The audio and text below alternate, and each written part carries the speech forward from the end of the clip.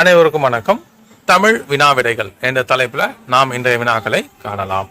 முதல் கேள்வி, அனைத்து வகை போட்டித் தேர்வுகளுக்கும் தேவையான நூல்கள் அண்ணா நூற்றாண்டு நூலகத்தில் எந்த தளத்தில் உள்ளது? இதற்கு சரியான பதில் பி 6 என்பது சரியான பதில். இரண்டாவது கேள்வி, பட்டியல் 1 பட்டியல் 2 பொருத்துக. அண்ணா நூற்றாண்டு நூலகம்.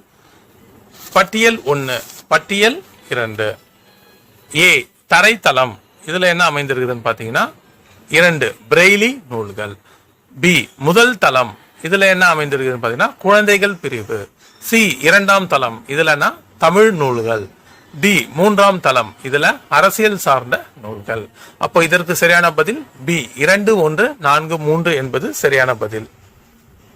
அடுத்து மூன்றாவது கேள்வி, பட்டுக்கோட்டை கல்யாண சுந்தரம் தொடர்பான கூற்றுகளை கவனி. 1. எளிய தமிழில் சமூக சீர்திருத்த கருத்துக்களை வலியுறுத்தி பாடியவர் பட்டுக்கோட்டை கல்யாண சுந்தரம். 2. திரை இசை பாடல்களில் உழைப்பாளிகளின் உயர்வை போற்றியவர். சரியானது. 3. துன்பம் வெல்லும் கல்வி என்னும் தலைப்பில் பாடல் ஒன்றை இயற்றியுள்ளார் பட்டுக்கோட்டை கல்யாண சுந்தரம். இதுவும் சரியானது. அப்போ இதற்கு சரியான பதில் டி கூற்று 1, 2, 3, 4 என்பது சரியானது. அடுத்தது நான்காவது கேள்வி, பட்டியல் 1 பட்டியல் 2 பொருத்துக. பட்டியல் 1 பட்டியல் 2. ஏ தூற்றும்படி, இதற்கு சரியான பதில் 2 இகழும்படி. பி மூத்தோர், சரியான பதில் பெரியோர். மேதைகள், இதற்கு சரியான பதில் அறிஞர்கள். மாற்றார், இதற்கு சரியான பதில் மற்றவர். அப்ப இதற்கு சரியான பதில் என்னன்னு பாத்தீங்கன்னா பி 2, 1, 4, 3 என்பது சரியானது. அடுத்து ஐந்தாவது கேள்வி, அரசு கீழ்திசை சுவடிகள் அண்ணா நூற்றாண்டு நூலகத்தில் எந்த தளத்தில் அமைந்துள்ளது? இந்த 5க்கு சரியான பதில் சி 7 என்பது சரியான பதில். அடுத்த கேள்வி, 6வது கேள்வி, இன எழுத்துக்கள் தொடர்பான கூற்றுகளை கவனி. 1. ஒலிக்கும் முயற்சி, பிறக்கும் இடம் ஆகியவற்றில் ஒற்றுமை உள்ள எழுத்துக்கள் இன எழுத்துக்கள் ஆகும். சரி. 2. 6 வல்லின மெய்யெழுத்துக்களும் 6 மெல்லின மெய்யெழுத்துக்களும் இன எழுத்துக்கள் ஆகும். எடுத்துக்காட்டு திங்கள், மஞ்சள், மண்டபம், சந்தனம், அம்பு, தென்றல். சரியானது. 3. இடையின எழுத்துக்கள் 6ம் ஒரே இனமாகும். இதுவும் சரியானது. அப்ப இதற்கு சரியான விடை டி கூற்று 1, 2, 3 சரியானது. 7. தன்மானமில்லா கோழையுடன் சேரக்கூடாது என கூறியவர் யார்? இதற்கு சரியான பதில் பி பட்டுக்கோட்டை கல்யாண சுந்தரம். அடுத்து 8வது கேள்வி, காமராஜர் தொடர்பான கூற்றுகளை கவனி. 1. காமராஜர் வாழ்ந்த சென்னை இல்லம் அரசுடைமை ஆக்கப்பட்டு நினைவு இல்லமாக மாற்றப்பட்டுள்ளது. சரியானது. 2. காமராஜர் முதலமைச்சராக பதவியேற்ற நேரத்தில் ஏறக்குறைய 3000 தொடக்க பள்ளிகள் மூடப்பட்டு இருந்தன.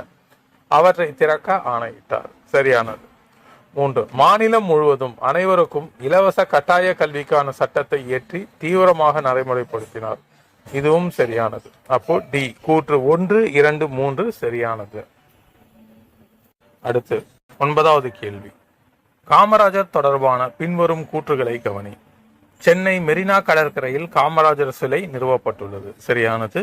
2. காமராஜரின் சிறப்பு பெயர்கள் பெருந்தலைவர், கருப்பு காந்தி, படிக்காத மேதை, கர்ம வீரர், ஏழை பங்காளர், தலைவர்களை உருவாக்குபவர். இதுவும் சரியானது. 3.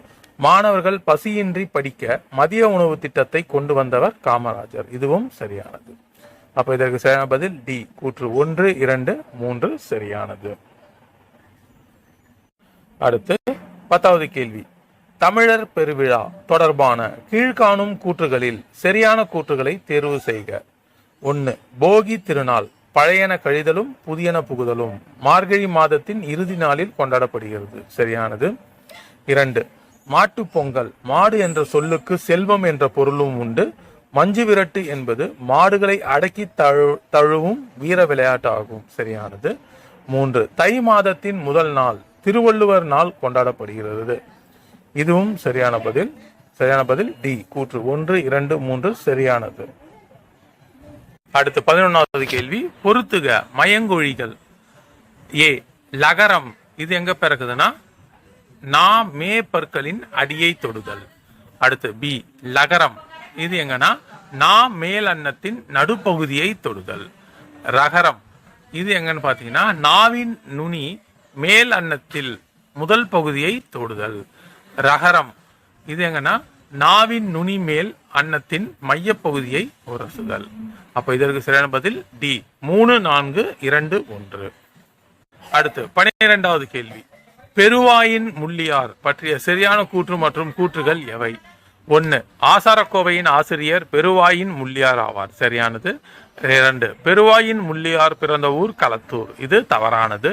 3. ஆசாரக்கோவை 11 கீழ்கணக்கு நூல்களுள் ஒன்றாகும். இது சரியானது. அப்ப இதற்கு சரியான பதில் என்னன்னு பாத்தீங்கன்னா ஏ கூற்று 1, 3 மற்றும் சரியானது.